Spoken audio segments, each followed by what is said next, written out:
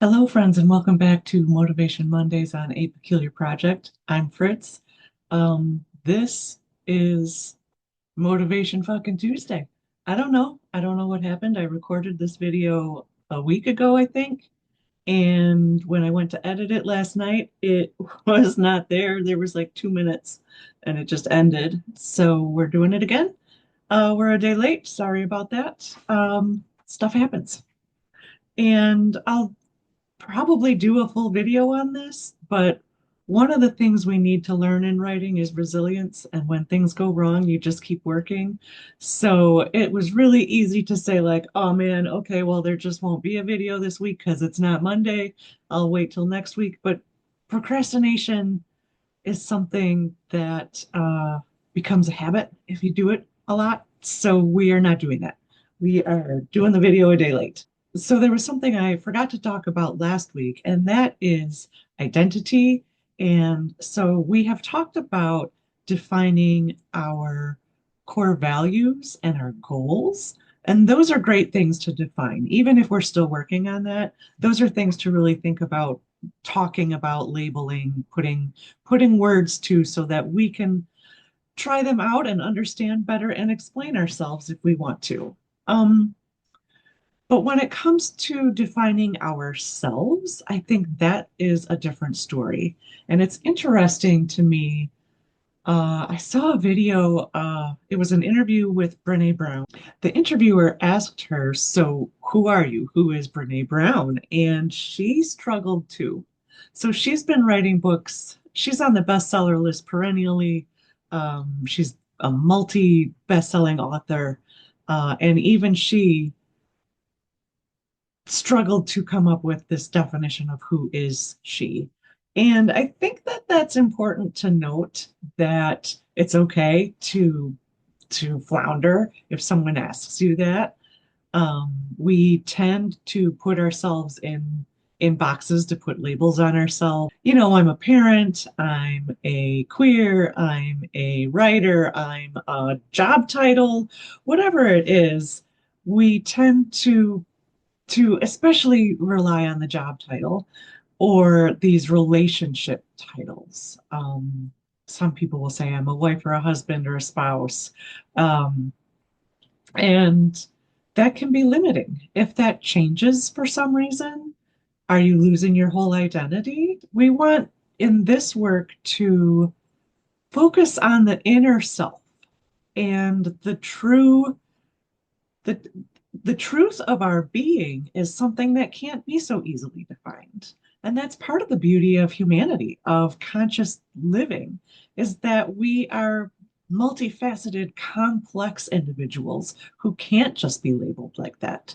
So while we've talked about, again, while we've talked about defining core values and goals and aspirations, that's different from feeling like we have to hem ourselves in and become one thing only. Um, you can change your career, you can change your relationship status, and you will still be you. So that's something that we want to hold on to. Moving on to the core of today's video, I want to talk about inhibition and why we might feel that. Um, I'm not a psychologist, so I tried to research this topic, but a Google search on inhibition got caught up on sexual inhibition. I guess Google has its own hangups, but that's not really our topic today. That's not what we're talking about. But the more I thought about it, the more I felt that there is a similarity there, a parallel, that writing feels very intimate. When we're writing, even fiction, we put a piece of ourselves on the page. It might be how we employ logic or emotion, or how we resolve problems, or how we think heroes resolve problems. So those kinds of things come out of us, even if we're writing fiction. Maybe more obviously that comes out in nonfiction, but even when we're writing fiction, these core tenets or subconscious, preconscious beliefs come out on the page. And that's how it should be. I think when we write, we are seeking a connection with our readers. Maybe a writer's inhibitions are similar in that it feels like we expose ourselves when we write. We hope that our writing connects with others on a deep level, but when we miss the mark, that can be embarrassing. It hurts. But as in dating, we must just put ourselves out there and wait for the right person to come along, the right readership to come along. So, what is the opposite of inhibition?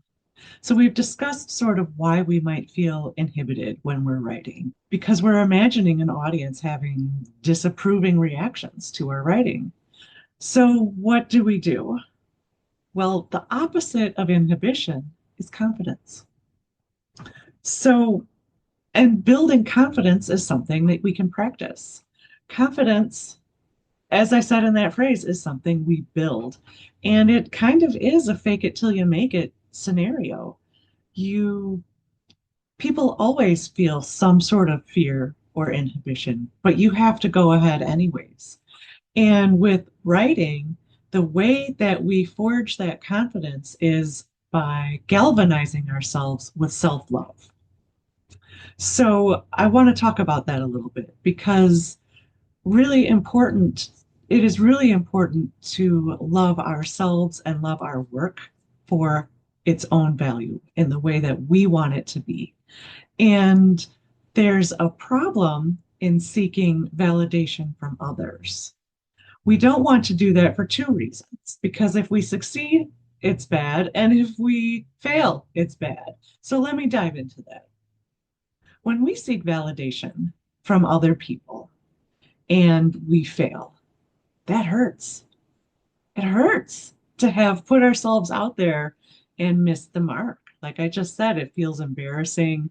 It can feel dispiriting. A poor reception when we want validation can be devastating. It can lead us to quitting. It can lead us to chasing trends or trying to do what other people are doing, mimicry. Instead of offering our authentic voice, we start seeking other things that will get us that approval that we want.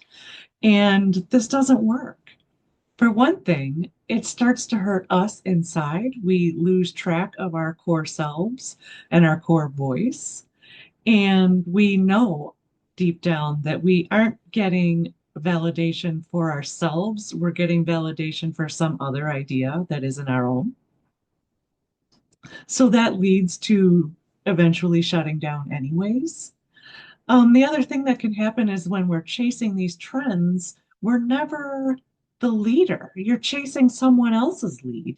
And readers know that. They might read another book similar to the one they just loved, but they'll always know that it's not the original. And so you are setting yourself up for poor comparisons and again for lackluster connection to your readers. The flip side of seeking validation from others is what if you do get it? Uh, well, that can be addicting. It can be harmful in a lot of ways because, again, we aren't feeling the confidence of ourselves. We're feeling, oh, they liked this one thing. We tend to externalize that validation onto the thing instead of ourselves. If that makes sense, they liked that one topic. And you've probably seen this. Someone who tells the same joke over and over or the same story because it always gets a laugh or a rise out of people. And you're like, yeah, you've done that bit, but they keep coming back to it because it worked once. So there's never new material. And that's not what we want either.